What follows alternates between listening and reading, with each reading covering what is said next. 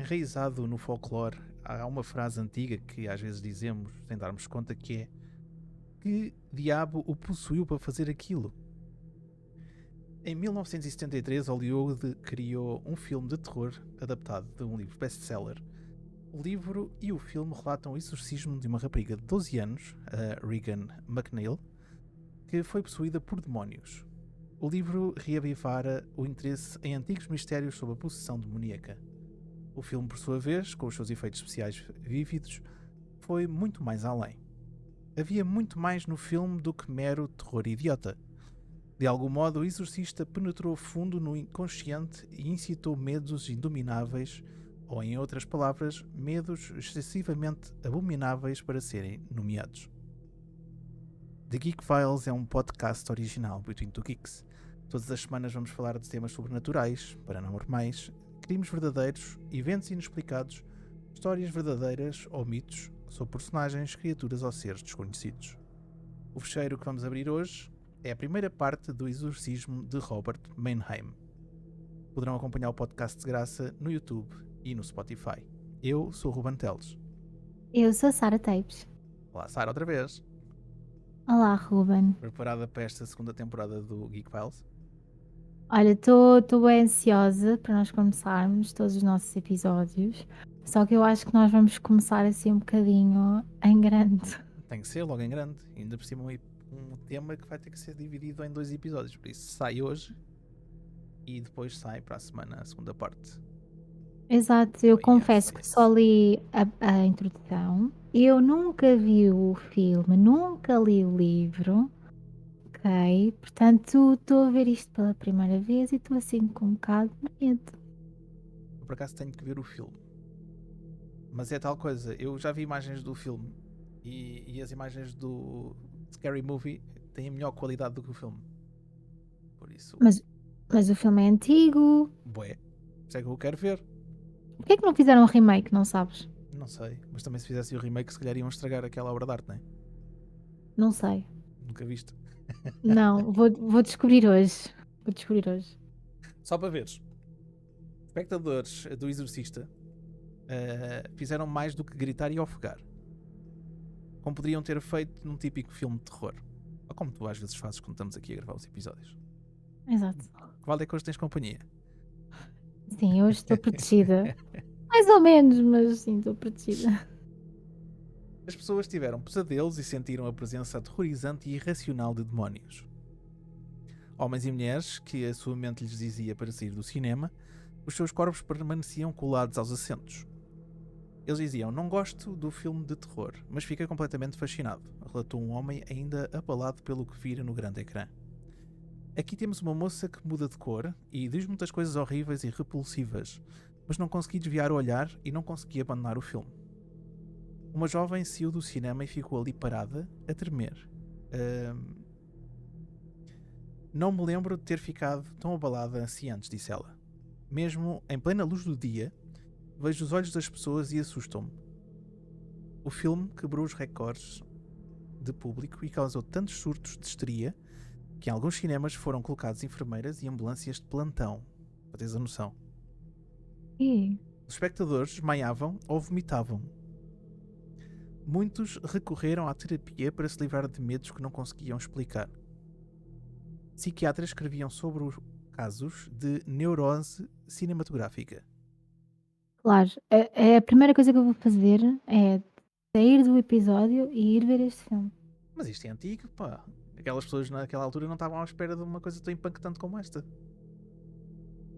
Eu não estou à espera também. Não sei porquê, tipo. Mas pronto. Mas eu pergunto uma coisa. O que é que isto tem a ver com o nosso cheiro de hoje? E eu digo que tem de ver tudo, completamente. Como o tema que nós dissemos há bocado. Isto pairando sobre a personagem fictícia de Regan McNeil, havia um rapaz que inspirou o filme e o livro. A camada superficial de ficção encobria uma realidade terrível. Um menino foi possuído, um exorcismo verdadeiro foi realizado, uma criança real vivenciou o terror verdadeiro. Ok. Roland Doe, ou Robbie Mannheim, já estou a começar com os nomes, a começar logo coisa. Nada muda. Nada muda, mas Robbie ou Robert Mannheim, que foram pseudónimos utilizados pela Igreja Católica para preservar a identidade real do rapaz. Uhum. Ele nasceu em 1935 numa família que passava por dificuldades durante a Grande Depressão. Morava com os pais Carl e Phyllis Mannheim e com a avós Wagner. Ok. Em janeiro de 1949, quando Robbie estava a poucos meses de fazer 14 anos, a vida cotidiana era mais comum possível. Ele levantava-se, tomava um pequeno almoço, ia para a escola, voltava para casa, ouvia os seus programas de rádio favoritos, fazia os trabalhos de casa, jantava e ia para a cama. Qualquer coisa que uma criança normal faz. Uhum. Era um miúdo franzino, bem educado, solitário, pesava à volta de uns 43 quilos, sem nenhum problema mental ou físico, não se interessava muito por desporto, preferia jogar jogos de tabuleiro na mesa da cozinha. Ok. Como ele era filho único, dependia dos adultos para brincar. Um desses adultos era a tia Harriet, a irmã de Carl Mannheim, que vivia em St. Louis, mas que os visitava com muita frequência. Quando ficava na casa do irmão, Harriet retribuiu o interesse de Robbie por jogos de tabuleiro, ao apresentá-lo a um novo jogo, não sei se conheces, que é o tabuleiro Ouija. Eu acho que sei qual é, mas diz-me. Eu acho que só estou a ver qual é que estás a falar. Ela ensinou a colocar os dedos sobre a planchete, que é aquela ceninha em triângulo, Ok. uma plataforma que se movia sobre pequenos rodízios através de uma superfície de madeira polida do tabuleiro. Ao rodar do tabuleiro havia letras do alfabeto, os números 0 a 9 e as palavras sim e não. Ok, já sei qual é. Ok. Claro que Robbie ficou fascinado com o tabuleiro, como é lógico. Uma criança que gostava de jogos de tabuleiro, a pôr-lhe uma coisa daquelas à frente. Ele gostava, mais naquela altura, que não havia praticamente programas nenhuns para ver, nem televisões. Sim. Uhum. Ele gostava do movimento escorregadio da planchete, conforme ela deslizava ao redor da tábua, indo de letra para letra, soletrando as respostas às perguntas que ele ou a tia Harriet faziam. Ok. O tabuleiro Ouija, cujo nome é a marca registada, é a fusão do francês oui e do alemão já, ou já. Uhum. É um jogo e algo mais, como já tivemos a falar. Por ser espiritualista, a tia Harriet via o tabuleiro como maneira de conectar com este mundo e com o mundo do além. Claro. A planchete, ela explicou a Robbie, às vezes movia-se graças às respostas dadas pelos espíritos dos mortos. Eles comunicavam-se ao entrar na consciência das pessoas ao redor do tabuleiro. Os espíritos diziam à tia Harriet, geravam impulsos que viajavam da médio, neste caso que era ela, até à planchete, que se movia obedientemente para soletrar as respostas ou apontar sim ou não. Entre as visitas dela, Robbie eventualmente brincava sozinho com o tabuleiro, que é sempre bom uma criança brincar com tabuleiros para falar com os mortos e coisas assim parecidas. Fantástico, mas isso é super normal. Nem sei Tipo, porque é que é a estamos mesma coisa assim. que ir mandar areias para o rio. É a mesma coisa, exatamente a mesma coisa. Hoje não apetece ir para o rio mandar calhaus, então vamos falar com os mortos. Depois lá andei lá. Tipo que nunca fizeste isso na tua vida. Nunca brinquei com um tabuleiro desses. Eu também não, Mas já mas. mandei calhaus ao rio. Eu também. Ai meu Deus, que medo. Pronto. A tia Harriet disse a Robbie e a Phyllis que sem um tabuleiro Ouija os espíritos podiam comunicar-se com este mundo batendo nas paredes. Aquelas batidas que tu gostas. Né? Sim, adoro. O fenómeno era bem conhecido entre os espiritualistas, que podiam citar muitos casos dos quais o contacto foi estabelecido através de batidas. Ao contar as batidas e ao responder ao mesmo número, a pessoa viva podia iniciar um sistema de comunicação e desenvolver um código. Imagina, tu fazias uma pergunta, se for sim, bate 2 vezes, se for não, bate uma. Ok. Basicamente isso. Forças poderosas começavam agora a concentrar-se no lar dos Mannheim. Né? Claro, então tem ali um portal, tem ali uma pessoa a conseguir falar, óbvio que vão aproveitar. Além da tia ser Harriet, que horror, ser médio, né?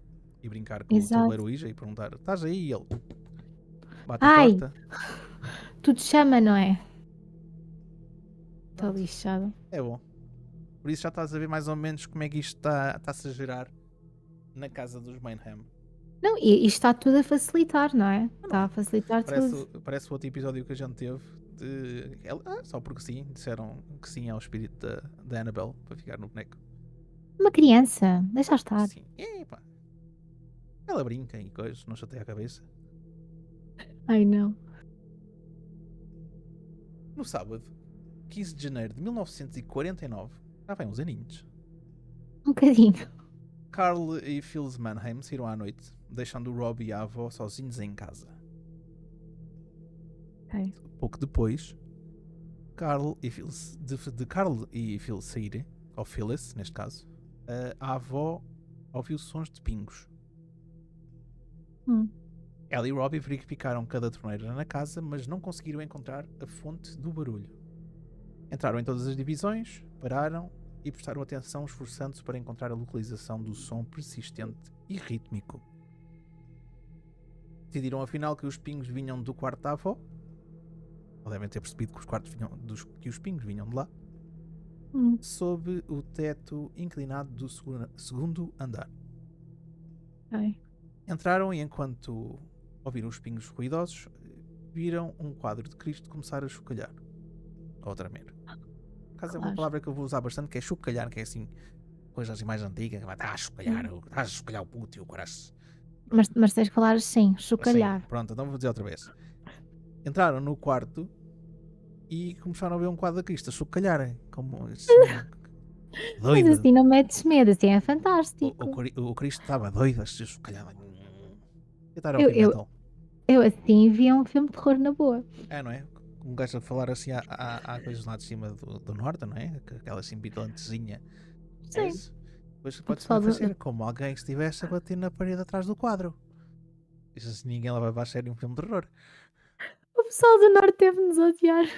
Possivelmente. Ai, o quê? Mas eu também tenho poucas personagens. Só sei fazer pessoa do norte ou um velho brasileiro. Mas não tens de fazer velho brasileiro agora. Pronto, fica para a próxima, Senão, próximo senão é episódio. o pessoal do norte a odiarem-nos e o pessoal brasileiro também. Já é muita gente. Bem, continuando sem estupidar muito, quando Carl e Phyllis Mannheim voltaram para casa, os sons dos pingos já tinham parado. Já fecharam a torneira e o Cristo deve ter sido o quadro e fechou aquela coisa toda e pronto. Julgadito. No entanto, outro som mais estranho começara. Arranhões como garras que estivessem a raspar na madeira. É assim que ela. Lá está ele. Pronto. Carl agachou-se e olhou por baixo da cama. Pelos vistos não deve ter visto nada, né? Ok. Os arranhões pareciam que estavam a vir dali. Ele se riu e disse que um rato tinha decidido entrar, neste caso, para fugir do frio do inverno. E construiu um ninho por baixo da cama da avó, que deve ser mais quentinho que a senhora. Os arranhões finalmente pararam e todos foram-se deitar. Aquilo, pronto. Já não há festa para ninguém, vamos embora. A naturalidade. Né? Naquela altura, os ratos dentro das paredes eram tipo ratatouille, né? Ah, sim, também, Porque exato, também tens razão, sim, sim. Por volta das 19 horas da noite seguinte, os arranhões debaixo da cama da avó recomeçaram. Mais uma vez, Carl culpou o rato. Ah, carachas do rato, anda cá que eu parto da cabeça. E coisa. Chamou uma empresa de controle de pestes ou pragas que retiraram uma tábua do chão à procura de sinais de ruidores e os sons mesmo assim continuaram. E eles depois decidiram ignorá-los. Tipo, bem, isto não deve estar aqui nada, vamos embora. Yeah. No dia 26 de janeiro, 11 dias depois da ocorrência dos primeiros arranhões, a tia Harriet morreu em St. Louis, onde a família Mannheim tinha muitos parentes. Robbie que pareceu, neste caso, ter-se sentido devastado pela morte da tia, claro que voltou a usar o tabuleiro. Ele passava Ok. horas a brincar com ele. É quase certo que ele usava o tabuleiro para tentar entrar em contacto com a tia. Já que ele Claro. era tão apegado à senhora. Aí ele estava, tia, estás aí? Oh, Não estou cá, vou beber uns copos e coisa. ok. Por volta da época da morte da tia, os barulhos dos arranhões no quarto da avó pararam. No entanto, no quarto de Robbie, no andar de cima, novos sons começaram. Sons que a princípio apenas ele conseguia ouvir. Ele os descrevia como ranger de sapatos. Aqueles... Como naquelas casas antigas, né? Tu vais andar e ouves a madeira a ranger. Ai, que horror. Depois de 6 noites com os rangidos, sem parar, né? Phyllis e a avó foram até ao quarto de Robbie e deitaram-se com ele. Todos que estavam naquele quarto a ouvir o som de pés a moverem-se. Eles pareciam estar a marchar a um ritmo de tambores. Subiam a cama e desciam a cama. Subiam a cama, desciam a cama. Já estava lá pouca gente em cima, então dá-me lá mais um para cima e para baixo. Phyllis não conseguiu aguentar mais e perguntou: Harriet, és tu? Não houve resposta. Vá lá, né? A primeira teve uma resposta. Ok. A mulher esperou um pouco mais e disse: se fores a Harriet, bate 3 vezes. Algo que se assemelhava a uma onda de pressão comprimiu os 3 indivíduos deitados na cama. A pressão pareceu atravessá-los até atingir o chão debaixo deles. O som, neste caso, de uma batida reverberou no chão. Outra e outra. Uma terceira onda e uma terceira batida. Estás a ver, parece aqueles dias de que está bué calor na rua, tu estás num sítio fresquinho, sais à rua, parece que levas com um peso em cima. Tem sido mais ou menos isso que eles sentiram. Ok. Eles sentiram a pressão e depois... Ai, porra. Espera. Depois mais um bocadinho de pressão e... Pulpa. Sério? Depois foi a terceira, claro. Já sabia. Está à espera destas coisas. Não estou. Peço desculpa. Devias. Já estás aqui há muito tempo, já devias ver como é que isto funciona. Vamos continuar? Sem parvar muito? Ai, meu Deus. Eu tenho que aproveitar estes episódios que não é coisas sérias para poder parvar, não é? Pois, porque nos meus não dá. Então quem é que manda todos a fazer episódios de crimes? A gente aí não pode parvar muito. Podemos parvar, mas depois as pessoas ficam... É mais fixe. Ficam coisa. Bem, Phyllis esperou outra vez e depois disse: se fores a Harriet, dá uma resposta positiva batendo no quarto, ou batendo 4 vezes, assim é que é. Outra vez? Outra vez, ela não achou que aquilo à primeira não era. O que é que aconteceu?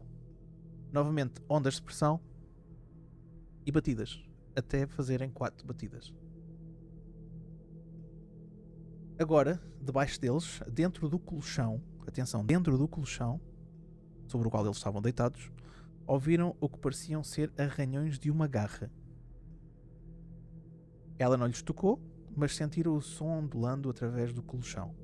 Foi naquele momento que ambas perceberam que o colchão começou a tremer, a princípio com suavidade e depois com violência. Ia ser aqueles colchões dos hotéis que eles metiam uma moedinha e eles iam... E naquela altura acho que sim. Os Magic Fingers, como eles dizem lá. Quando os tremores pararam, as bordas do cobertor foram afastadas do colchão. Como as mulheres contaram mais tarde, as bordas ficaram acima da superfície da cama como uma forma curvada, como se estivessem a ser sustentadas por goma. Goma, aquela porcaria que eles metiam antigamente na roupa depois de passar a ferro, roupa passar a ferro. Uhum. Ou seja, pareciam que estavam a pegar naquilo e tinhas um pedaço de tecido levantado, mas duro. Sem dizer o que quer que fosse, Robbie, a mãe e a avó saíram da cama, que tinha ficado quieta de repente, e tocaram no cobertor endurecido. Os lados caíram e a cama voltou a parecer normal. Porém, os arranhões no colchão não pararam naquela noite, nem nas seguintes. Eles continuaram noite após noite por mais 3 semanas. 3 semanas de massagens grátis, estás a ver? Como é que é? Às vezes dá jeito de trabalhar com coisas do Ouija. Só para ter massagem. Assombração. Não é? Oh, massagem. Eu não quero estas massagens, não. Também não te vou perguntar que massagens é que tu queres. Ainda por cima trabalhas num spa, lá com calhaus em brasa nas costas. Pessoal, é assim, eu não sei se vocês sabem, não vão saber, mas no off eu sou vítima de bullying, porque eu não posso dizer absolutamente nada. Pronto, continuando. É. É vítima de bullying, mas depois chama os outros palhaços. Mas pronto, ok. Isto é um inside joke, pessoal, não liguem. Bem, continuando, fenómenos estranhos não ficaram confinados ao lar dos Mainham, ok? Não ficou só por ali. Por exemplo, as carteiras na escola de Robbie, que eram aquelas carteiras antigas que tinham o assento e o apoio do braço com a mesa e não sei o quê. Uhum. Por diversas ocasiões, entre janeiro e fevereiro, a carteira de Robbie lançou-se para o corredor e começou a deslizar e a chocar com outras carteiras, causando uma confusão na sala de aula. Ok. Apesar do professor naturalmente presumir que os pés do Robbie estavam a fazer com que a carteira mexesse, o rapaz jurou que não tinha feito nada. Ela mexia-se sozinho, segundo ele. Mais tarde, ao descrever a carteira móvel para a mãe, Robbie disse que ela deslizava pelo chão como uma planchete. Como a coisinha do jogo. Coisinha do jogo, não. Do tabuleiro Ouija. Sim. Em casa, o menino estava sempre em cena quando algo misterioso acontecia, como é assim, normalmente nestes casos há sempre a pessoa que está a ser afetada, está sempre em cena. Neste caso, houve uma altura que um cabide voava para fora do armário e traçava uma divisão. Uma bíblia erguia-se de uma estante e aterrava nos pés do Robbie. Ele estava por perto quando todos na família viram uma laranja e uma pera voarem através de uma divisão, também da casa. Ai, meu Deus. Um dia, na cozinha, a mesa tombou. Por que não? No outro, a bandeja de pães deslizou pelo balcão da cozinha e caiu no chão. E que tal mudarem de casa? Coisas normalíssimas ali. Coisas. É mais um dia de domingo. Ai, meu Deus. Disse que é mais um dia de domingo e está aqui. Num domingo, eles receberam a visita de parentes. Estavam todos na sala de estar quando uma grande poltrona estofada, na qual Robbie estava sentado, ergueu-se um pouco acima do chão e depois tombou. O menino deu uma cambalhota no chão. Horrorizados, os membros da família reuniram-se em torno da pesada poltrona. O pai e o tio de Robbie sentaram-se nela e tentaram virar, mas os dois não conseguiram. Enquanto os membros da família ainda conversavam sobre a poltrona virada, um deles apontou para uma mesinha. E neste caso, o que é que ele viu? Viu um vaso que se erguia devagar acima da mesa. Ele pareceu ficar suspenso por alguns instantes e depois voou pela sala estilhaçando-se contra uma parede. Ai, meu Deus. Isto aqui é bué parecido com o outro episódio que nós tivemos do Poltergeist. Isto acontecia. Eu estava a pensar nisso por causa da poltrona. Yeah. Também isso, aconteceu. Já está visto que os espíritos não gostam nem de mesas da cozinha, nem de poltronas. Pronto. Coração é Está complicado. decidido. Um dia, os membros da família saíram para visitar amigos em Boonesboro, em Maryland, a aproximadamente 70 km de distância. A viagem foi calma. Os Bainham, gratos pelo descanso dos problemas em casa, juntaram-se aos amigos na sala de jantar. Enquanto os adultos conversavam e presenciaram algo que mais tarde todos concordaram terem visto. A cadeira de baloiço ou de balanço, portanto faz aquelas cadeiras antigas que andam para frente e para trás. Pensava que... Pronto. Não, é diferente, é diferente. Aquelas cadeiras antigas tinham aqueles pés em U e andavam para frente e para trás. Sim. Que o Robbie estava sentado, começou a girar como um peão. Ou seja, em vez de estar a andar a coisa, não estou assim a andar nenhum. E os pés dele não estavam a tocar no chão. Parecia impossível que uma cadeira de baloiço estar a girar em círculos daquela maneira. No entanto, eles tinham visto aquilo com os próprios olhos. Aqui podemos dizer que algo já estava a acontecer com Robbie, não é? Sim, era mais à volta dele, não é? Mas neste caso, o quê? Pois, o quê? Sei lá eu. Os pais, frustrados, tentaram explicar o fenómeno, sendo como partidas criadas por ele, ou truques que ele aprendeu em algum livro de ilusionismo ou de magia. Claro. Mas repetidamente Robbie disse: não fui eu. No entanto, ninguém na escola acreditou nele, claro. Robbie disse que estava muito envergonhado para ir à escola, devido a isso os pais deixaram de ficar em casa enquanto decidiam o que iam fazer a seguir. Nesta altura o puto já devia estar a sofrer de bullying também, não é? Claro, então, normal. Envolto num remoinho de eventos assustadores, eles procuraram ajuda. Falaram com um médico, um psicólogo, um psiquiatra, um vidente. Sim, um vidente, não é um bidente. O bidente é que só tem 2 dentes. E um pastor. Maneira das E um... ovelhas. É um padre mesmo. Ah, ok. Se fosse o pastor das ovelhas, ia lá com o cajado e dava-lhe com assim na nuca e pronto, podia ser que Yeah. aquilo saísse. Estava assim a tentar perceber. Bem, o médico, o psiquiatra e o psicólogo não deixaram nenhum registro conhecido das suas descobertas, exceto um comentário do psiquiatra, que ele disse que declarou que não acreditava nos fenómenos e informou que, na opinião dele, Robbie era normal. O médico também disse que não encontrou nada de errado com o miúdo, contudo, um notável menosprezo pela condição do menino na época. Ouvia-se, neste caso, um menosprezo, e o pessoal estava a se lixar completamente para este caso, né? Uhum. O médico falou que Robbie parecia um pouco temperamental. Foi só isso que ele disse. É Ok. como os médicos hoje, tu vais a coisa, tenho uma dor, isto toma antibiótico e vai-te embora. Exato, É exatamente. parecido. Os tempos mudam, mas as vontades é igual. A história repete-se. Yeah. O vidente declarou que nada podia fazer por ele. Talvez a aprovação teria que passar sozinha, né? O psicólogo era membro do corpo docente de Maryland University, atendia no Country Mental Hygiene Clinic. Uhum. De acordo com uma fonte, visitou a clínica 2 vezes e depois já não foi à terceira consulta. Neste caso, o Robbie.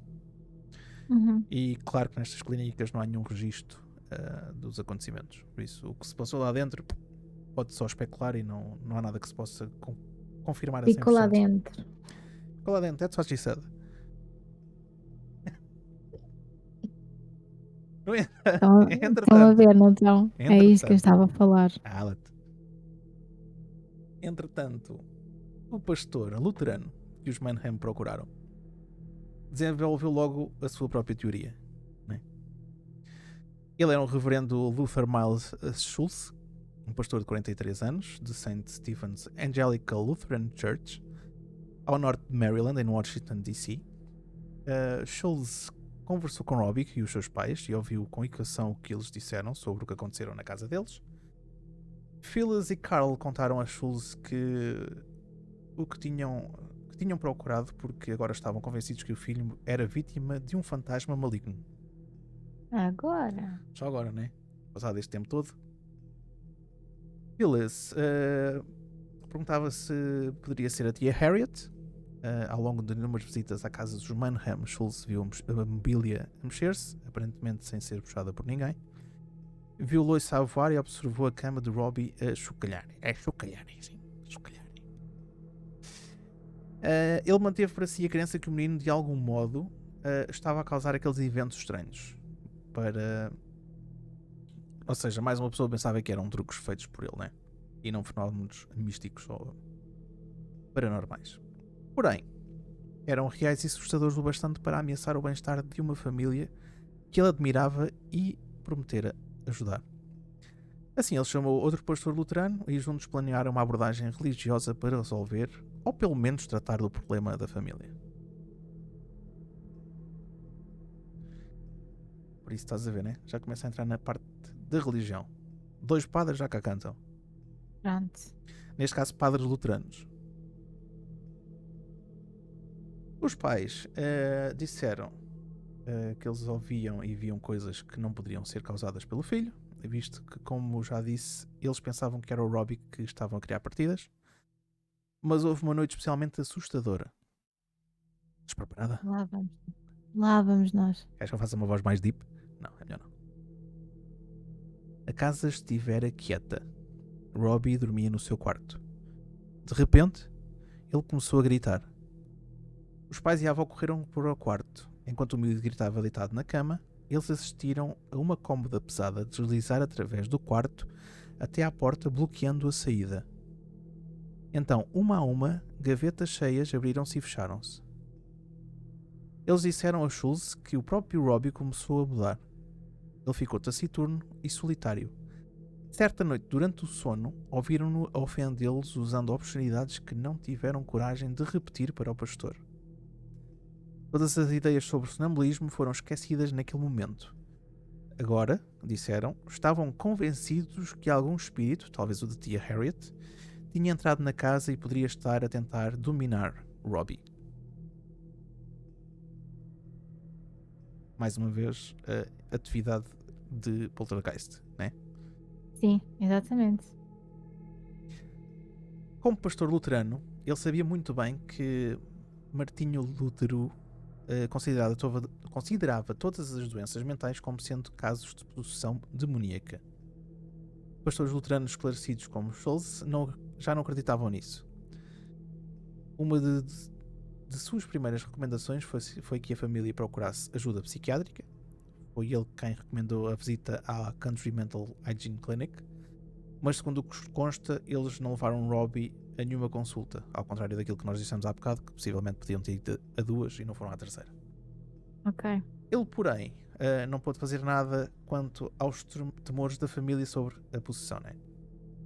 É como o outro, bem, leva isso ao puto ao psiquiatra e depois logo se vê. Exato. De um ponto de vista teológico, a Igreja Luterana não tinha meios para lidar com possessão demoníaca. Além do mais, os pastores não concordavam com as suas suspeitas, ou com as suspeitas dos pais, de que o mal estava de alguma forma ligado às experiências de Robbie. Schultz não se sentia confortável com a ideia de possessão demoníaca. Ele também não acreditava, né? Como vimos há bocado. Quem se sente? Há quem goste, né? Aqueles estúpidos que fazem podcasts sobre estas coisas. A sério.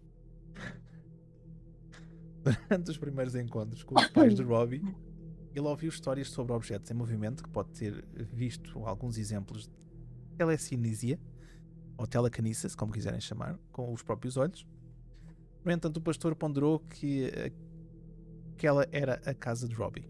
Ou seja, ele podia estar a fingir e a fazer gimmicks e, de alguma maneira engenhosa, de estar a pôr aqueles objetos em movimento. Sim. Por volta do início de fevereiro, Carl e Phyllis Manham sentiram que estavam perto de perder o controle.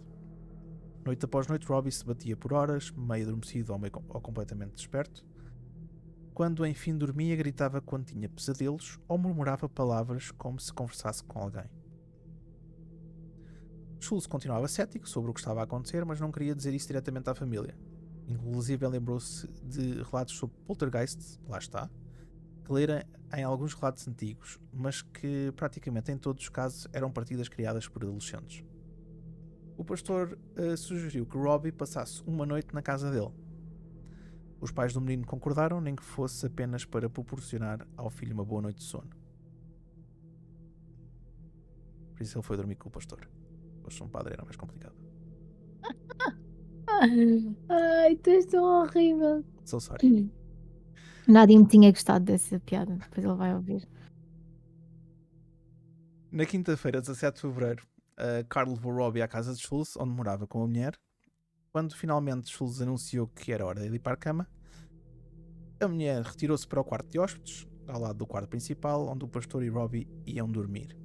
Eles vestiram os pijamas, fizeram as suas preces e desejaram boa noite um ao outro.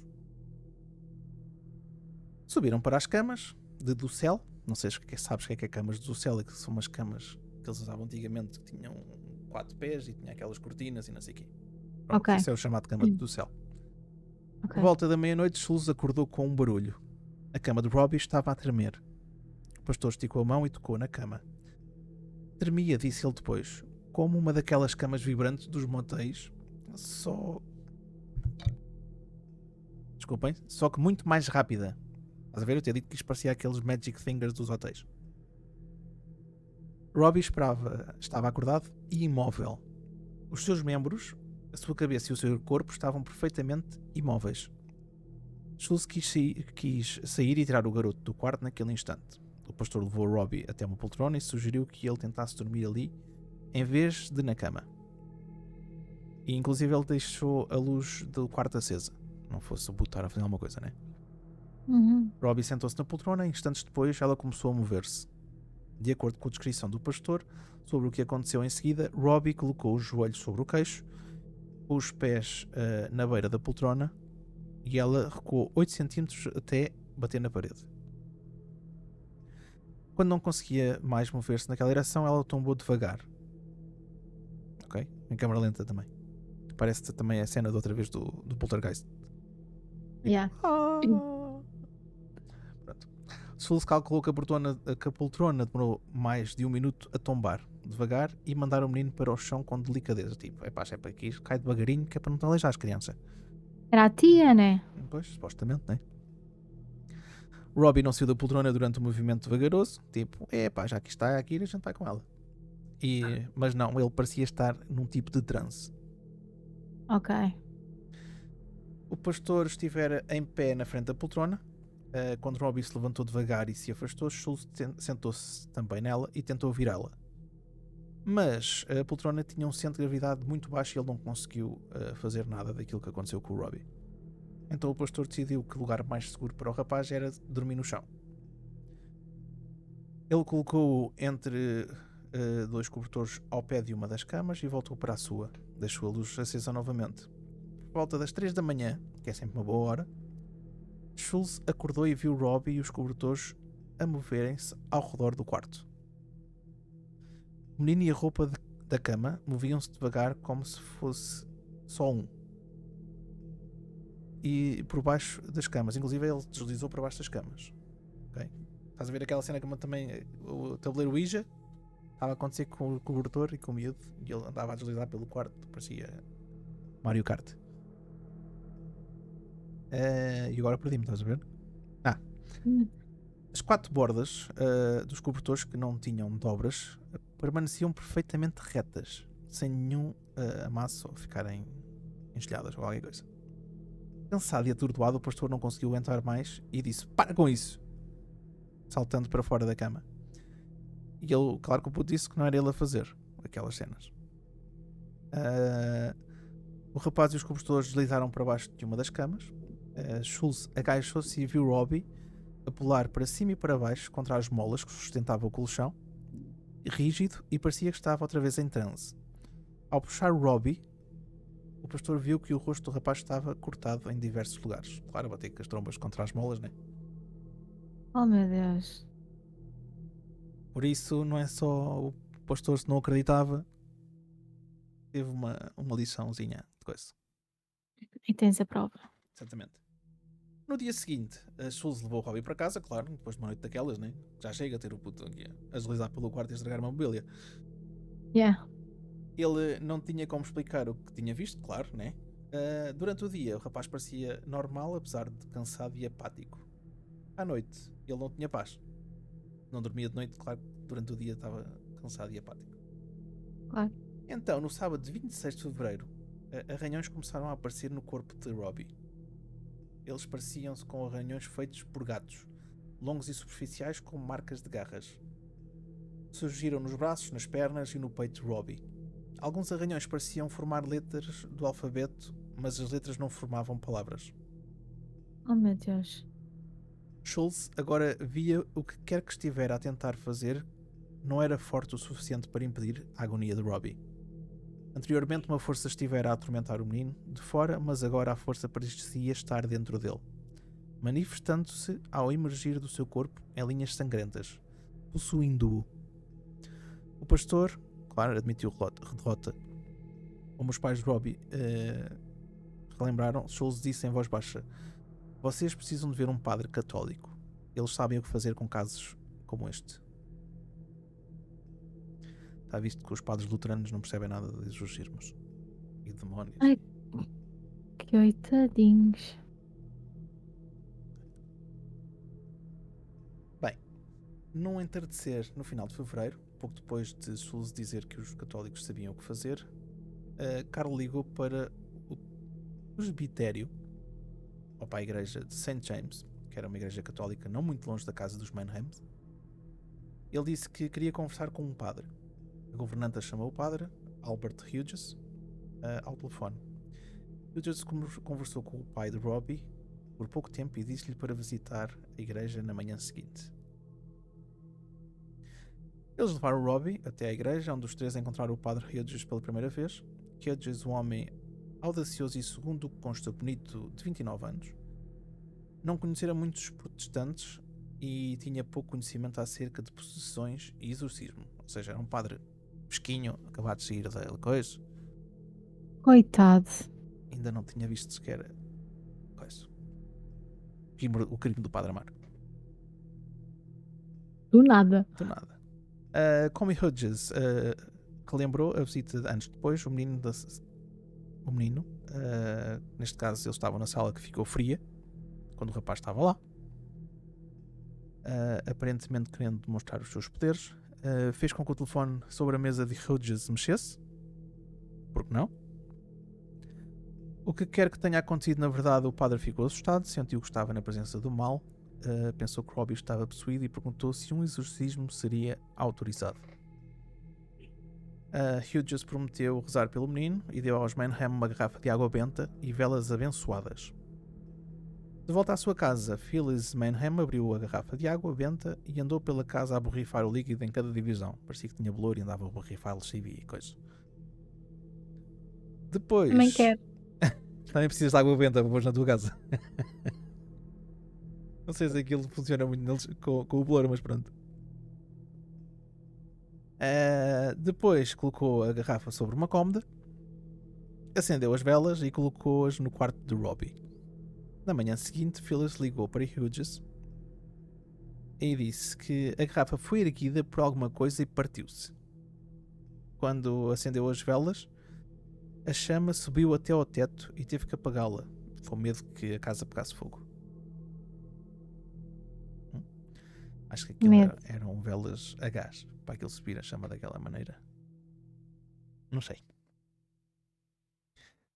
O que aconteceu a seguir não está muito claro. Ok? Os registros não são muito viáveis neste caso.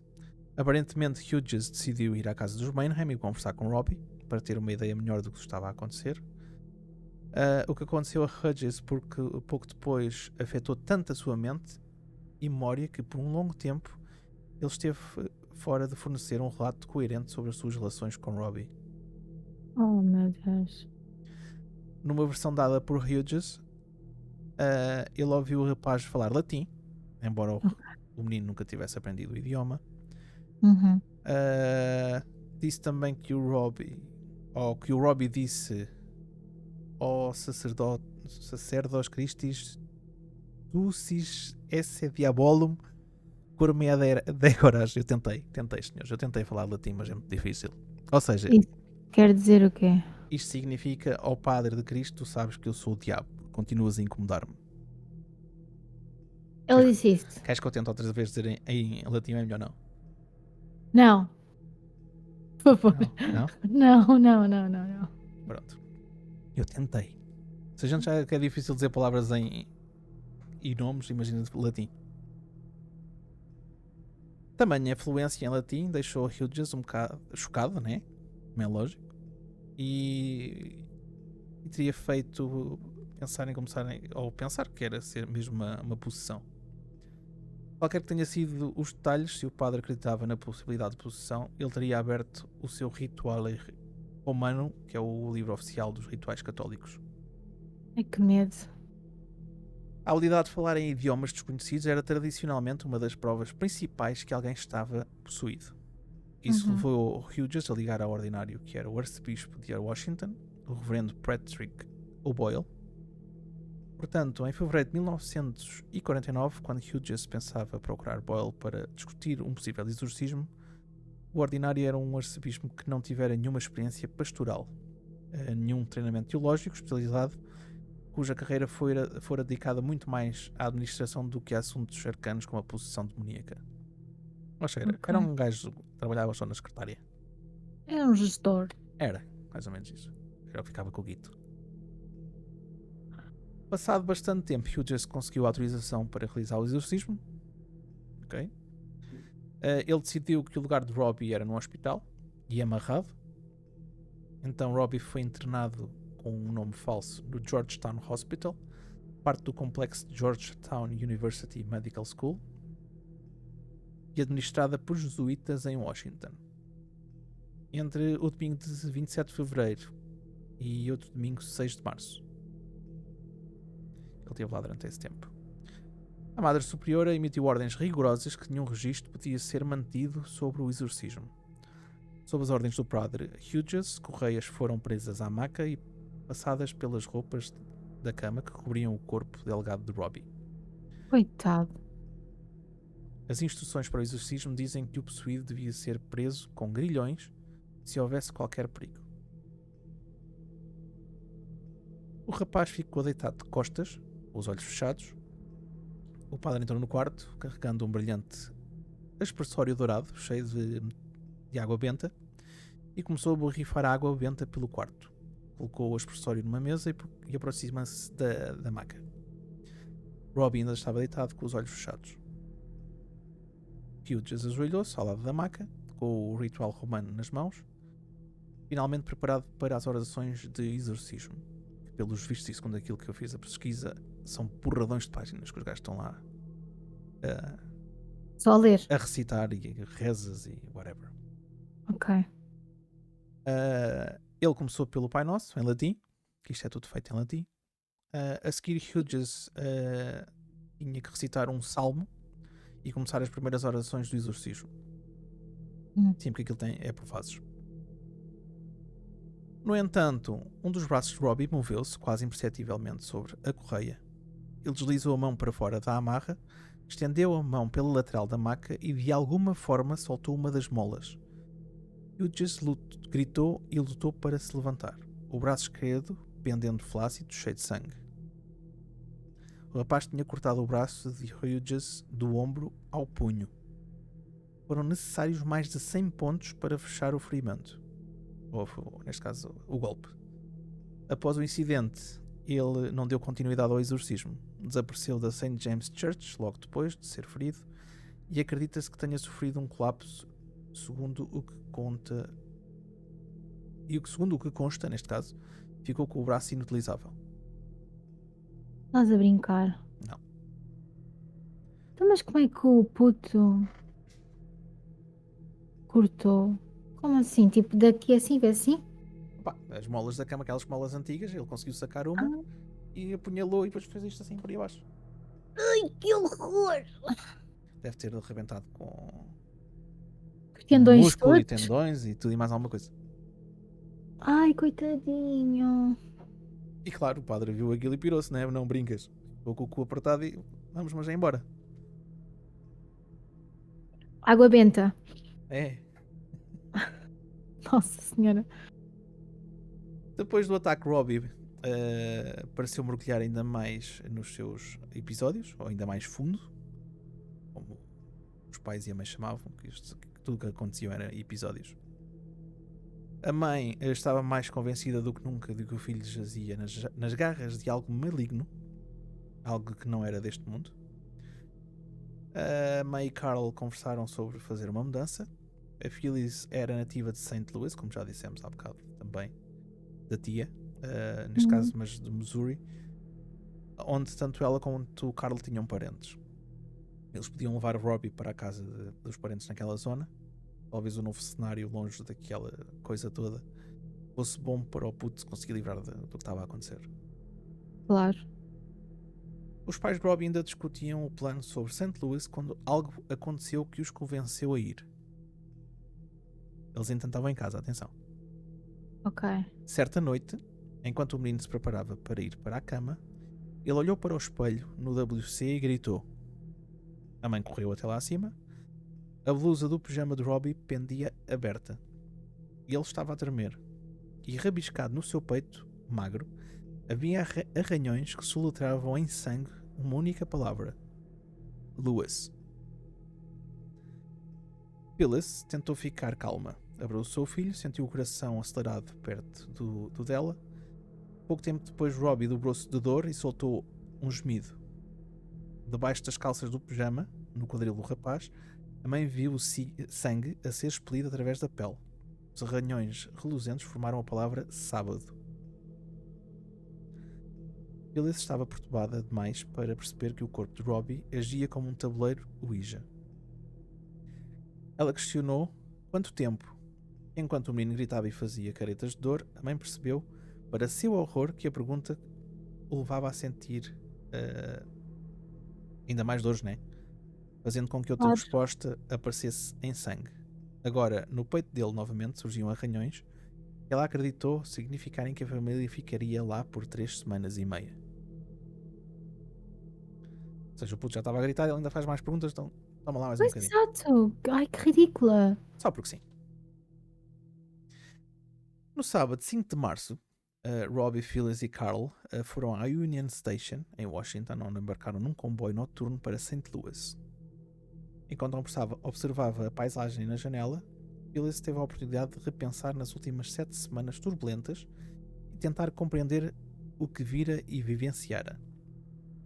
A mãe começou a contar quantas pessoas ela conhecia que tinham visto o que ela e Carl bem presenciaram, né? Neste caso, parentes, amigos, pastores, um padre, enfermeiras, freiras e os professores, fora os alunos, os vizinhos. Phyllis completou a contagem, dando um total de 14 pessoas. Para teres noção, havia 14 pessoas que tinham testemunhado eventos para os quais não havia uma explicação mundana. Uhum. Agora vou deixar aqui umas perguntas. O que é que estava a acontecer na mente de Robbie? Onde conseguia força e astúcia para realizar, ou para deslizar aquela mãozinha pela amarra e conseguir soltar uma arma rudimentar para dar cabo do padre, né? Uhum. Claro. Será que ele sentia raiva pelo padre porque aquilo que ele estava a fazer? Bem, quando chegaram a St. Louis, os Manheim mudaram-se para a casa dos familiares. A tia católica de Robbie, Catherine, e era casada com o irmão de Carl, George. Assim como Carl, George fora criado como católico, mas não era praticante. Eles tinham desculpem, tinham 2 filhos e uma filha. Ai. Mais crianças. Mais crianças. Como todos os parentes dos Manheim em St. Louis, George e Catherine tinham ouvido falar sobre os detalhes do que estava a acontecer com o sobrinho. Também sabiam que a família, através de Phyllis, procurara a ajuda de um pastor luterano. A chegada e a partida dele foram muito mais rápidas do que as do reverendo Schultz. Como aconteceu em Maryland, o pastor luterano em St. Louis suspeitou de possessão demoníaca e insistiu que um padre católico fosse ver Robbie. Depois desta recomendação, o padre pôs-se a andar muito à pressa porque não queria saber nada daquilo. Claro. Parece outra vez o outro vídeo que eu te mandei. Oh, hell no, foi-se embora. Yeah. Durante a terça-feira, Robbie pareceu que estava contente e feliz. Na hora do jantar passou sem nenhum incidente. Phyllis começou a pensar na mensagem que dizia 3 semanas e meia e decidiu que o seu filho, que já tinha perdido muitos dias de escola, deveria ser matriculado na escola do primo, que era para não ficar mais tempo a perder matéria. Sim. Ela chamou Robbie e contou-lhe a decisão. O miúdo lançou um olhar frio, que fez uma careta de dor e num instante a camisa abriu-se. Novamente Robbie levantou os punhos. Desculpa, passei à frente. A camisa abriu-se e apareceram uma palavra ou uma frase em arranhões com sangue a dizer nada de escola. Ou neste caso em inglês, no school. Sério? Yeah. Noutra ocasião, quando ela mencionou escola novamente, Robbie, sim, nesta altura levantou os punhos e os arranhões descreveram um não em vermelho em cada pulso. Ou em cada punho. Depois ele levantou as calças, ou baixou as calças, e em cada perna havia um enorme N. Ai, coitado. Claro que a mãe ficou com medo, né? E não houve mais conversas sobre ele ir para a escola. Na noite de terça-feira, Robbie foi para a cama junto com o Marty, que era o primo dele. Os adultos fizeram fila no quarto para dar as boas noites, né? Como normalmente os pais e os tios fazem. Uhum. No entanto, poucos minutos depois de eles terem saído, ruídos começaram a vir do quarto. Para Phyllis e Carl, os barulhos eram muito familiares. Para George e Catherine, eram novos de uma maneira aterrorizante, né? Os tios não estavam à espera daquilo. Claro. Os 4 correram para o quarto. Os sons de arranhões vinham de todos os cantos, mas pareciam originar-se de dentro do colchão. Enquanto os adultos observavam, o colchão pulou para cima e para baixo, com violência. Depois começou a mover-se para a frente, pressionando as colunas do pé da cama, também do céu. Nesta altura devia ser moda. Os 2 meninos estavam deitados de costas, perfeitamente imóveis. Agora era a vez dos pais de Marty começarem a conhecer o medo. O seu próprio filho encontrava-se naquela ameaça que vibrava e arranhava e tomara conta do quarto. O seu lar foi invadido por algo e tinha que ser alguma coisa feita. Catherine sentiu uma profunda necessidade de um padre. Pudera, né? Olha, bom dia. Elizabeth Mayhem, depois de terem contado sobre o que aconteceu no quarto de Marty, neste caso Elizabeth era a prima, sugeriu que ela conversasse com um dos professores jesuítas de St. Louis University. Talvez ele soubesse fazer alguma coisa ou soubesse alguma coisa para eles fazerem. Para os pais de Robbie, em especial para Phyllis, um padre significava mais violência, né? Porque ela presenciou o que aconteceu com o miúdo no hospital. Sim. Porém, eles não podiam dizer nada visto que a casa não era deles. E se Catherine estivesse certa e se Marty estivesse em perigo agora, claro que iam concordar que é o padre. No dia seguinte, Elizabeth abordou o seu professor favorito, o padre Raymond Bishop, o chefe de 43 anos de idade do Departamento de Educação, um esplêndido professor para futuros magistrados. Bishop era um bom ouvinte e tinha tempo para os seus alunos. Ele também possuía uma característica que era comum a muitos dos membros da Companhia de Jesus. Era um padre devoto, mas não agia como um beato. O que quer que isso queira dizer? Pois. Ok. Bishop viu a preocupação no rosto de Elizabeth e imediatamente fez arranjos para mudar a sua agenda e encontrar-se com ela. Oh, fofo. É, não é? Bishop preparou-se para a reunião. Quando se sentaram para conversar, Elizabeth começou a dizer que o assunto era sobre o primo, né? Que vinha fora da cidade. Ela contou o que tinha acontecido nas 2 casas, tanto na de Robbie como na dela, em que houve aquele movimento de mobília, os arranhões no corpo, etc. Em grande parte, ela contou o que tinha visto na própria casa e como o seu irmão tinha sido vítima daquilo que a princípio confundira e depois aterrorizara os 2 lares. Posteriormente, Bishop contaria que sentira desde o começo que Robbie era vítima de possessão. Depois daquela descrição toda, o gajo pensou logo que era sobre isso, né? Igual perdi-me. Boa. No entanto, não partiu as suspeitas com Elizabeth, mantendo o seu instinto de padre para si mesmo, enquanto pensava sobre o que era possessão e como ela poderia ser provada. Ok. Se Robbie estivesse possuído, havia certos sinais que o padre teria que ver com os próprios olhos. Ele precisava descobrir mais coisas sobre o rapaz. Mas antes de fazer isso, decidiu conversar com outros jesuítas. Disse a Elizabeth que lhe daria uma resposta assim que possível. Bishop então procurou o padre Lawrence Kenny, um homem conhecido por cordialidade e sabedoria. Após ouvir o que Elizabeth dissera a Bishop, Kenny também suspeitou que aquilo era um caso de possessão. Ele então insistiu em ter uma reunião com o padre Reinhardt, que era o presidente da universidade. Meu Deus. Reinhardt tinha orgulho na universidade e dedicava-se a ela. Não queria que Bishop mergulhasse de cabeça em algo que poderia ser um episódio vergonhoso para a St. Louis University, claro, né? Imagina Claro. que aquilo era tanga, eles iam ficar logo debaixo de fogo. Claro. Mas aquela estranha história que Bishop contou acabasse por ser um caso possível de possessão demoníaca, então a universidade teria que lidar com a arquidiocese de Ritter na questão de realização de um exorcismo. Isto é só palavras caras, este episódio hoje, Phonics. Pô, só daqui a bocado estás a falar em latim e eu estou aqui a apanhar porças de O pescado. latim tinha que ser como o Supernatural, né? É que exorcizamos de espíritos imundos.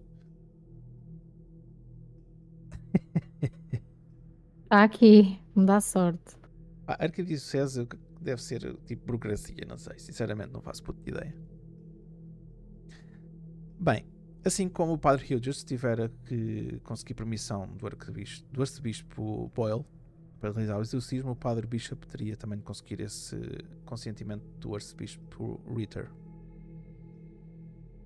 Reinhardt aconselhou Bishop e disse o seguinte: vai até à casa, dê-lhe bênção sacerdotal e veja com os próprios olhos o que está a acontecer. Então decidiremos o que fazer a seguir. Depois de consultar Reinhardt, Bishop ligou para Elizabeth e disse-lhe que gostaria de ver Robbie assim que possível. Naquela noite de 9 de março, numa quarta-feira, um membro da família foi buscar o padre à universidade, porque pelos vistos ele não tinha carro e só andava a pé,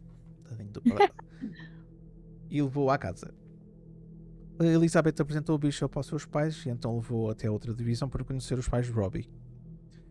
Ao lidarem com um padre outra vez, claro que Carlos e Phyllis sentiram-se tímidos e desconfortáveis, a princípio. Até onde sabiam, aquele padre Bishop, um homem gentil de poucas palavras, era apenas outro sacerdote como o outro padre que se meteu na alheta quando as coisas começaram a apertar. Eles não teriam notado que havia uma enorme diferença entre os dois padres, né? Por isso não foi difícil que os Mainham se afeiçoassem ao padre Bishop depois de algum tempo. E contaram o que aconteceram com eles e ao filho desde o dia 15 de janeiro. Bishop questionou com delicadeza, procurava inconsistências na história, juntando detalhes e fazendo anotações. Ele fazia perguntas tipo onde o Robbie estava quando a fruta voou pela cozinha, sobre aquele acidente com a cadeira. Ele perguntou se o Sr. Mainham se tinha sentado nela. Perguntou à mãe se tinha feito uma lista de 14 testemunhas, o que é que exatamente cada uma delas viu, esse tipo de coisas. Ok, para se inteirar da situação. Exatamente, para fazer uma coisa com pés e cabeça e não se tirar de cabeça uma cena que poderia ser, lá está, como dissemos, uma brincadeira. O padre estava a tentar manter uma entrevista longe de emoções e da religião. Era um exercício de lógica e raciocínio à procura de factos. Os Mainham contaram-lhe sobre o tabuleiro, a sessão espírita à mesa da cozinha, a morte da tia. Contaram que tinham conversado com um psiquiatra em St. Louis, mas assim como psiquiatra em Maryland, ele não fora de grande ajuda. Mas é curioso notar como os pais ocultaram a Bishop sobre o ataque que houve ao outro padre Hughes em Georgetown Hospital. Ah, sim. Yeah. Era para não assustar mais um. Exato, para ele não fugir, óbvio. Não, brincas, são espertos. O padre Bishop em seguida conversou com Robbie e considerou ilegal a muitos outros calouros, dos quais, como académico, ele ensinara em St. Louis University. Quieto, não muito atlético, entediado por livros, mas pronto a aprender. Não era o tipo de miúdo que dava trabalho aos pais. Bishop foi a todas as divisões da casa também e abençoou cada divisão, ao murmurar em voz baixa orações em latim, fazendo o sinal da cruz com a mão direita erguida. Isto fez-me lembrar o episódio também da Annabelle, que o Ed Warren foi fazer também isso às divisões da casa. Uhum. Ele levara consigo também água benta abençoada em nome do Santo Inácio, que dizem ter realizado um exorcismo. Bishop aspergia água benta conforme dava as bênçãos. No quarto em que Robbie dormia, Bishop deu uma bênção que mais tarde chamou de uma bênção especial, repetindo-a sobre a cama do menino. Ou seja, a casa tinha umidade, ficou pior porque estava cheia de água benta. Já via lá poucos bichos, não toma lá mais um bocadinho de umidade. Estavam ali a mandar água para todo lado. Até para a cama, vê lá. Bem, os fenómenos que os Mainham relataram a Bishop, arranhões na parede e no chão, barulhos, objetos voadores, podem ter indicado que os demónios frequentavam os locais ao redor de Robbie, de tal forma de presença diabólica, de acordo com a crença antiga, podia ser enfrentada de uma forma moderada de exorcismo, que é o exorcismo de um local, que é aquilo, como eu te disse há bocado, que ouvimos no episódio com o Ed Warren. Sim. Bishop teria aprendido que não importava em que local Robbie estava, ele era afligido onde quer que se encontrasse. Havia grandes chances que o caso, como o padre chamou depois, já tivesse progredido para a infestação, ou da infestação para o estágio seguinte, que é a obsessão. Sim, porque há vários estágios até à possessão. Ok. Nesse estágio, de acordo com uma definição teológica publicada em 1906, o demónio nunca faz com que ele, neste caso o possuído, perca a consciência, mas não obstante o atormenta de tal maneira que suas ações, as do demónio, se tornam manifestas. Os arranhões, as batidas na casa de Robbie e Marilyn teriam sido sinais do estágio de infestação. Os arranhões no corpo do garoto, ou do rapaz, que o Bishop não tinha visto com os próprios olhos, indicavam obsessão. O que ainda não se gira eram indicações do terceiro estágio, a possessão em si, unida pela mesma fonte, como o estado manifestado quando um demónio faz com que a vítima perca a consciência e então parece fazer o papel da alma do seu corpo. Ele usa pelo menos em aparência, os olhos para ver, os ouvidos para escutar, a boca para falar. É ele, neste caso o possuído, quem sofre, como se afligido por uma queimadura, caso a pele seja tocada por um objeto que foi abençoado. Bom, isto é a definição que está naquele livro de 1906. Ok. Ai, que medo. Que é aquela cena que quando eles põem a cruz em cima e começa a queimar e não sei o quê, coisa. Tipo vampiro. Como aos vampiros, já. Mas diferente. Bishop levara também uma relíquia que ele prendeu com o alfinete da ponta da almofada de Robbie, uma bolsinha de pano continha um pedacinho de material encerrado em um pequeno estojo de vidro. O fragmento muito velho e infinitesimal, para ser identificado de imediato, era uma relíquia de segunda classe de Santa Margarida Maria. Uma relíquia de segunda classe é uma sobra de algo supostamente tocada por um santo, uma tira de tecido ou uma lasca de madeira. Só para ter mais ou menos a noção do que é isto. Quando chegou a hora de Robbie ir para a cama, o rapaz subiu para o segundo andar. Alguns minutos depois, Bishop foi até ao quarto dele e desejou-lhe uma boa noite. Então o padre voltou para o primeiro andar para trocar algumas palavras com os pais e os tios do menino antes de ser levado de volta. Mas, de repente, todos ouviram algo. Pararam de conversar e prestaram atenção. Os barulhos, batidas, pancadas vinham do segundo andar. Então Robbie gritou e todos correram pelas escadas. Pronto, estava-se mesmo a ver, né? Aquilo chega à parte da noite, que é quando eles acordam. Quando eles andem. Andem. Depois andam a espinchar água por todo lado. À porta do quarto de Robbie, que os outros abriram caminho para o padre, ele viu o colchão do rapaz a mover-se para a frente e para trás. O menino estava deitado perfeitamente imóvel, relatou Bishop. Ele não fazia esforço físico algum. O movimento em cada direção não excedia 7 cm. A ação era intermitente e parou por completo depois de um período de aproximadamente 15 minutos. Mas ele estava quieto? Ele estava completamente imóvel. Ele podia estar Ele a balançar. Aquilo só tremia para a frente e para trás. Ok. Mas também é aquela coisa, fico a pensar, mas toda a gente fica ali impávida e diz, não, olhar para o puta, mexer-se durante 15 minutos e ninguém faz nada. Eu não fazia. Eu não me aproximava, ou então ia-me embora. À porta, hell no. E fui-te embora. E amanhã picaste. Não, claro. Ia lá tocar, claro. Está jogado de palavras dos pais salos e pronto. Isso que é estúpido. Não, ainda se atirava a mim. Não. Ele está lá quietinho. Não. Bem, Bishop pegou na garrafinha de água benta abençoada, né? E aspergiu na cama com o sinal da cruz. Claro, mais um bocadinho de água, que ele já tem pouco, toma lá mais um bocadinho. O movimento cessou de modo abrupto, mas recomeçou quando o padre saiu do quarto. Como quem diz, caralho, já estás aqui, eu paro, mas quando virar as costas eu começo outra vez. Escreveu o sacerdote em estilo imperturbável em terceira pessoa. Robbie berrou, uma dor aguda que pareceu atingir Robbie na barriga, como o padre descreveu. A senhora Mainham correu até à cama e puxou as cobertas, ou os cobertores. Levantou a blusa do pijama o bastante para revelar arranhões em zigue-zague, em linhas vermelhas e grossas no abdômen do miúdo. Bishop anotou de modo exato que ao longo de 15 minutos o garoto não conseguiu ou não ficou fora da vista de 6 espectadores. A saber, quem lá estava, que era o próprio padre, os pais de Robbie, o tio e a tia e provavelmente a prima, a Elizabeth. O colchão parou de tremer e todos deixaram o quarto. Robbie parecia estar prestes a adormecer, eram para aí umas 11h15.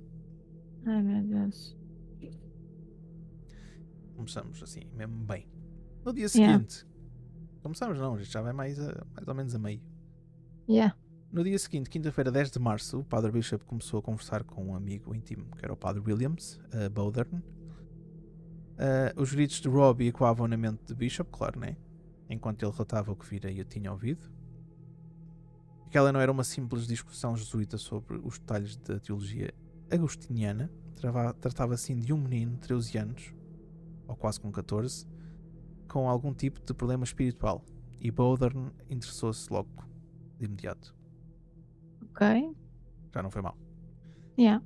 Bishop não registrou a conversa que ele teve com Bowdern e é arriscado especular sobre o que eles discutiram, né? Não vale a pena estarmos aqui a inventar.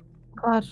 Contudo, é sensato presumir que Bishop via a si mesmo como um professor que fora atraído para algo que estava além da sua experiência ou do seu conhecimento. E fazia sentido entregar o caso, como ele o chamava, para alguém que teria mais competência para lidar com o problema, neste caso que era o Bowdern, o pastor. Claro. No entanto, em que os dois padres terminaram a conversa na noite daquela quinta-feira, Robbie já estava na cama após um dia calmo. Pouco depois o colchão começou a tremer outra vez, ruídos de arranhões encheram o quarto e começaram a bater num ritmo como de passos fortes. Era como se algo estivesse a marchar na direção do miúdo. O alfinete que tinha sido preso na travesseira ou na almofada abriu sozinho e a relíquia voou para o chão, como se tivesse sido atirado. Depois, na sexta-feira, Elizabeth contou ao padre Bishop o que tinha acontecido. O padre disse que voltaria à casa naquela noite com o padre Bowdern. Ela providenciou que o pai fosse buscar outra vez os padres, né? E eles estavam lá em casa aí por volta das 22 horas. Quando foi para a casa onde Robbie estava, levou consigo 2 relíquias. Quando os padres foram levados para dentro de casa, já se passava das 22 horas, como estava a dizer há bocado. Já me estou a repetir um bocadinho. Bishop apresentou Bowdern e disse aos pais de Robbie que também iria dar a bênção se do tal. Ele conversou com o menino delicadamente, sondando o que ia acontecer. Depois da conversa, Robbie foi para o andar de cima para se preparar para dormir. O rapaz continuava alojado no quarto do primo Marty. O desgraçado foi recambiado para o outro lado. Claro. Os pais de Robbie desejaram uma boa noite e por volta das 23 horas. Poucos minutos depois, ele gritou a pedir ajuda. Os padres e os pais, como também Elizabeth, dispararam escadas acima e entraram no quarto do menino que estava sentado com o rosto pálido. Robbie disse que sentira algum tipo de força no quarto. Uma das relíquias que Bowdern levitou acima da almofada, onde tinha sido presa por um alfinete, flutuou pelo quarto e atingiu um espelho. Soou como um impacto de uma pedra, disse ele. O espelho, porém, não ficou partido. Era um espelho daqueles a sério, não era daqueles brincar de hoje em dia. Ouça. O rapaz levantou o braço esquerdo. Havia 2 arranhões na forma de uma cruz na parte externa do antebraço. O padre Bishop aproximou-se para examinar os arranhões e perguntou se doíam. A dor, escreveu ele depois, era parecida como causada por um esfolamento feito por espinhos. A cruz permaneceu bem visível durante aproximadamente 45 minutos. Como se já tivessem tirado um espinho de um cara e andassem lá a escrever no puto. Ai, que horror, sim. Ai. O padre Bowdern, anteriormente abalado pelo que vira, ou interiormente, neste caso abalado pelo que vira, leu com calma a oração da novena de São Francisco Xavier e abençoou Robbie ao mover o relicário, que é aquela ceninha que eles trouxeram, acima da cabeça do menino, fazendo o sinal da cruz. Ok. Aquilo não ter disparado para fora dali outra vez foi uma sorte. Eles e as cruzes. Né? Todos voltaram a desejar uma boa noite a Robbie e foram para o andar de baixo. No andar de cima estava tudo calmo. No pavimento inferior, Bishop colecionava informações junto com os relatos dos eventos que remontavam a janeiro. Bowdern fazia uma pergunta aqui e ali, mas deixou a maior parte das questões a cargo de Bishop. Os padres estavam prestes a ir embora quando, lá em cima, veio um som alto de um estrondo. Outra vez. Eles pensavam que iam para casa, não era? Querias. Mais uma vez toda a gente correu até lá acima, né? Este exercício não faltou àquela gente, é para cima e para baixo. O menino disse que estava a dormitar quando a garrafa de água benta deixada pelo Padre Bishop na quarta-feira saiu a voar de uma mesa, aproximadamente a 70 cm da cama de Robbie, e aterrou a 1,80 m dela, num canto do quarto. Embora tenha atingido o chão com força, ela não se partiu. Bowdern, sem dizer nada, tirou o seu rosário do bolso e colocou em volta do pescoço de Robbie. Ele colocou-se de um lado da cama e gesticulou para que Bishop fosse para o outro. Rezaram o Pai Nosso, mas terminaram a oração com livrai-nos do mal. Essa frase do Pai Nosso é uma forma moderada de exorcismo. A sério? Yeah. Oh meu Deus. Eu sei o Pai Nosso de cor. Pronto. Não já sabes. Se tiveres alguma coisa aí a mexer em casa, começas a recitar o Pai Nosso. Boa. Obrigada. Ou se os vizinhos começarem a fazer muito barulho, mandas o Pai Nosso nas trombas. E pronto. Yeah. Vou parecer uma maluquinha aqui. Em casa Depois sozinha. do Pai Nosso veio uma Ave Maria. Porque não? Ok. E essas palavras foram repetidas inúmeras vezes enquanto os dedos do padre se moviam ao longo das contas pretas, como aquelas em volta do pescoço do menino. Ele olhou para baixo e tocou-lhes. Robbie acalmou-se conforme as orações eram feitas, até ao 10º Pai Nosso e a 50ª Ave Maria. Senhores, para ouvir aquilo 50 vezes. Neste caso, que era o fim do rosário. Sim. Então Bowdern, numa pregação espontânea, contou ao rapaz sobre 3 crianças da idade dele que viram algo que outras pessoas não tinham visto. A história que Bowdern estava a contar era da Nossa Senhora de Fátima, numa visão que apareceu a 3 crianças que cuidavam de ovelhas perto de Fátima, em Portugal, em 1917. Bowdern contou a Robbie que aquela mulher linda, ou a linda mulher naquela visão, era a mãe de Jesus, a Maria das orações de Ave Maria, que os padres tinham acabado de fazer. Verdade. Ela chamou-se de Nossa Senhora do Rosário e disse às crianças para rezarem o rosário que os padres tinham acabado de fazer também. Vai quem acredita nessas coisas. As palavras pareciam acalmar o rapaz. Essa parte não estava no texto, Ruben. Não sei Não, se. é uma à parte. Estavam os pastores ali a fumarem umas belas ganjas, veio uma senhora a vir. Não? Ruben. Ok, peço desculpa, sim. Ou então era o cheiro estérico das ovelhas. Aos gases. Era o gás metano. Ou cogumelo. Olha, pois os belos cogumelos cheios de esterco das ovelhas. Ai, Deus. As palavras pareceram acalmar o rapaz, né? Que sonolento disse boa noite. Cada padre abençoou o Robbie mais uma vez e então voltaram por volta da 00:30. Os padres voltaram para casa. Era de noite e estavam cansados e coisa. Claro. Aproximadamente 5 minutos de o pai de Elizabeth sair com os padres, ouviram um barulho de algo pesado sendo arrastado do quarto do menino. Os padres já não estavam em casa. Ok. Entraram a entrada da divisão bloqueada por uma pesada estante de livros, cuja parte de trás estava virada para a porta. A estante estivera do outro lado da cama. Pronto. Andou outra vez a deslizar ali por ali fora. Yeah. A meia espreitou lá para dentro. O filho estava deitado, outra vez confuso e amedrontado. Um banco que estava na frente da cômoda estava agora perto da cama. Pelo visto não foi só a prateleira, foi também o coiso. Foi para o pé da cama. A Phyllis abriu o caminho para entrar no quarto e deitou-se com o filho, confortando-o. A tia de Robbie e Elizabeth conseguiram mover a estante para o lugar original, ao lado da cama. Colocaram o banquinho junto à cômoda novamente e todos os 7 Phyllis saíram do quarto. Ela permaneceu na cama com o menino, segundo a mãe, Eles ainda tentaram dormir quando sentiram uma força a entrar no quarto. O banquinho perto da cômoda tombou novamente e de repente os arranhões dentro do colchão e os tremores do colchão voltaram.